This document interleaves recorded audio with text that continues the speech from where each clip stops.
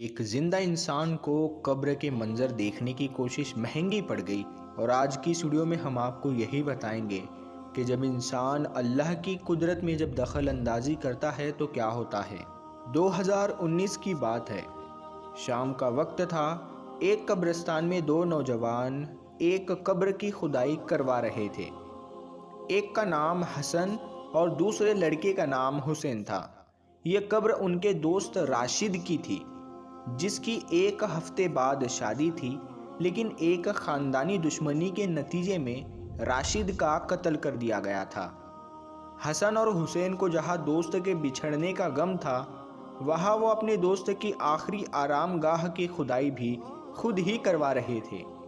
कब्र खोदने वाले ने कब्र खोदने का काम मुकम्मल किया और कहा, मैं सामने अपनी झोपड़ी में जा रहा हूँ। जब तुम्हारे दोस्त का जनाजा आ जाए तो मुझे आवाज़ दे देना। प्यारे दोस्तों, हसन ने घर पर फ़ोन मिलाया और पूछा कि जनाजे को कब्रिस्तान में लाने में कितनी देर है। शाम ढलती जा रही थी और कब्रिस्तान में अंधेरा भी छाने लगा था। जनाजे में अभी कुछ वक्त बाकी था। हसन ने हुसैन को देखा तो वो अपनी ही किसी सोच में गुम था। हसन ने हुसैन को आवाज़ ही दी तो वो अचानक से चौंक गया और कहने लगा कि रात के वक्त एक कब्रिस्तान कितना खौफनाक लगता है। अगर जिंदा इंसान यहाँ रात को आए तो खौफ से ही वो मर जाएगा। मैं तो ये सोच रहा हूँ कि मुर्दों का क्या हिसाब होता होगा, और अभी हमारा दोस्त भी हमारी आंखों के सामने इस कब्र में हमेशा हमेशा के लिए चला जाएगा।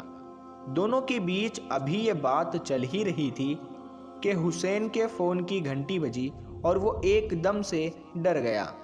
डरने की वजह से उसके हाथ से फ़ोन छूटा और सीधा कब्र में जा गिरा।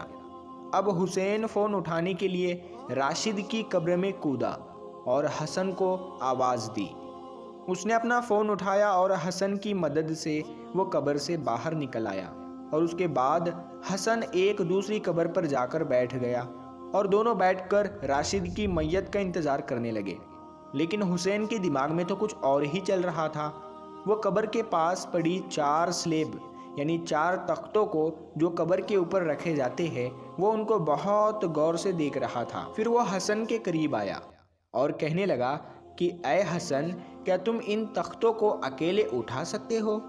हसन ने हैरान होकर जवाब दिया, उठा सकता हूँ, पर तुम ऐसा क्यों पूछ रहे हो? दोस्तों, फिर हुसैन ने कहा कि मैं थोड़ी देर के लिए राशिद की कब्र में जाऊंगा और तुम ऊपर ये सलीबे यानी ये तख्ते रख देना। मैं ये देखना चाहता हूँ कि कब्र के अंदर इंसान के साथ क्या होता है, और जब ये तख्ते रख दिए जाते हैं तो फिर अंदर का माहौल कैसा होता है। हसन पहले तो डरा और हुसैन को डांटा कि ये जनाजे और कब्र के साथ मजाक है, और जिसकी इजाज़त ना तो हमारा दीन देता है और ना ही हमारा मुआशरा देता है। लिहाजा तुम इस हरकत से बाज आ जाओ और इस ख्याल से अपने आप को निकालो। हुसैन ने कहा कि मैं चंद मिनट की बात कर रहा हूँ, तुम सिर्फ एक दफ़ा इन सलेब को ऊपर रखना। मैं अंदर जाकर फ़ोन के कैमरे के साथ वीडियो बना लूँगा और फिर मैं उसके बाद बाहर आ जाऊँगा, और ये आखिरी शरारत होगी, और इसके बाद मैं तुमसे कोई ज़िद नहीं करूँगा।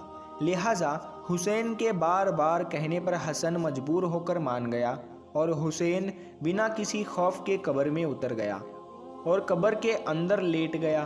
फिर हसन ने तख्तों को रखना शुरू कर दिया, लेकिन वो 3 सलीबे रख चुका था, और जब चौथी और आखिरी तख्त की बारी थी तो हसन कहने लगा कि क्यों ना मैं इसके ऊपर मिट्टी भी डाल दूँ, ताकि तुम अच्छे से कब्र के माहौल का अंदाज़ा कर सको।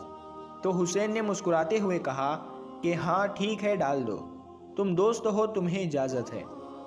तो हसन ने चौथी स्लेब यानी जो तख्ता था वो ऊपर रखा और फिर उसी कब्र पर जाकर बैठ गया जहां वो पहले बैठा हुआ था, और खौफ के मारे उसके पसीने छूट रहे थे। दोस्तों, कुछ देर बाद उसने हुसैन को मैसेज किया कि क्या अब मैं सलीबे हटा दूं, लेकिन हुसैन की तरफ से कोई जवाब नहीं आया। उसने चंद मिनट फिर इंतज़ार किया और एक और मैसेज किया, लेकिन फिर भी उसका जवाब नहीं आया। तो उसने फ़ौरन हुसैन को कॉल की तो उसका नंबर बंद था। हसन डर गया और फ़ौरन उसने कब्र के ऊपर से सलीबे हटाना शुरू की, लेकिन फिर क्या हुआ, वो सलीबों को उठा नहीं पा रहा था। अपनी पूरी ताकत लगाने के बावजूद भी वो सलीबों को उठा नहीं पा रहा था। उसे समझ नहीं आ रहा था कि आखिर माजरा क्या है। अभी तो हुसैन के फ़ोन पर उसके घर वालों का फ़ोन आया था, यानी यहाँ पर तो सिग्नल तो काम कर रहे हैं, लेकिन अब फ़ोन काम क्यों नहीं कर रहा।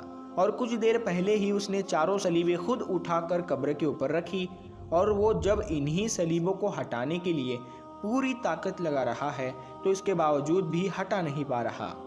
वो पूरी तरह से डर चुका था और पूरी तरह घबरा गया कि उसका पूरा जिस्म खौफ के मारे काँप रहा था। प्यारे दोस्तों, उसने भागकर तकियादार यानी कब्र खोदने वाले को उसकी झोपड़ी से बुलाया और सारा माजरा उसको बताया। तो ये सुनकर तकियादार चौंक गया। उसने फ़ौरन हसन के साथ चलकर सलीबें हटाने की कोशिश की, लेकिन वो दोनों मिलकर भी एक भी सलेब को हटा नहीं पाए। दोस्तों, हसन ने जब ये देखा कि वो दोनों ही हुसैन को कब्र में से नहीं निकाल सकते, तो वो रोने लगा और रोते रोते बेहोश हो गया था। तकियादार ने हसन के फ़ोन से उसके भाई को कॉल की और फ़ौरन कब्रिस्तान बुला लिया। इतने में एक नई कब्र राशिद के लिए बनाई, और जब हसन का भाई कब्रिस्तान पहुंचा तो तकियादार ने सारा माजरा उसको बताया। तो हसन के भाई ने भी बहुत कोशिश की, लेकिन वो भी कब्र खोल नहीं पाया। चुनांचे उसने हुसैन के घर वालों को फ़ोन करके कब्रिस्तान बुलाया और अपने घर पर भी इत्तला कर दी कि मामला बिगड़ चुका है। हुसैन के घर वालों को ये शक था कि हसन ने हुसैन का कत्ल किया है और कत्ल करके उसको बिना कफन के उसे दफन कर दिया है। लेकिन जब हसन को होश आया तो उसने सारा माजरा सबके सामने बयान कर दिया, और फिर हुसैन की कब्र सारे लोग मिलकर खोलने की कोशिश करने लगे। तो फिर वो जैसे तैसे करके आधी कब्र को खोल डाला। तो देखते हैं कि कब्र के अंदर हुसैन के कपड़े जल चुके थे, और जब हुसैन को किसी तरह से बाहर निकाला गया तो हुसैन इस दुनिया को छोड़कर चला जा चुका था। और पता ये चला कि उसका मोबाइल जो था वो अंदर जाते ही ब्लास्ट हो गया। ऐसा समझा गया ताकि वो मोबाइल जब अंदर ले गया था तो वो अच्छा खासा चल रहा था, लेकिन जब हसन ने उसे कॉल की तो वो नहीं लग रहा था। तो अंदर वो मोबाइल के ब्लास्ट होने से ही हुसैन की मौत हो गई।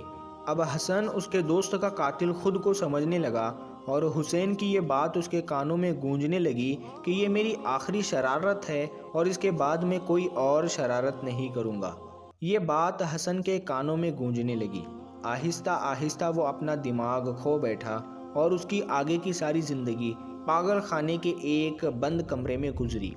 दोस्तों, अल्लाह के दीन और निज़ाम कुदरत में दखल करना इंसान के बस की बात नहीं है। कब्र के अंदर के मामलात, कब्र के वाक़ियात सिर्फ वही जानता है जो इसमें दफन होता है।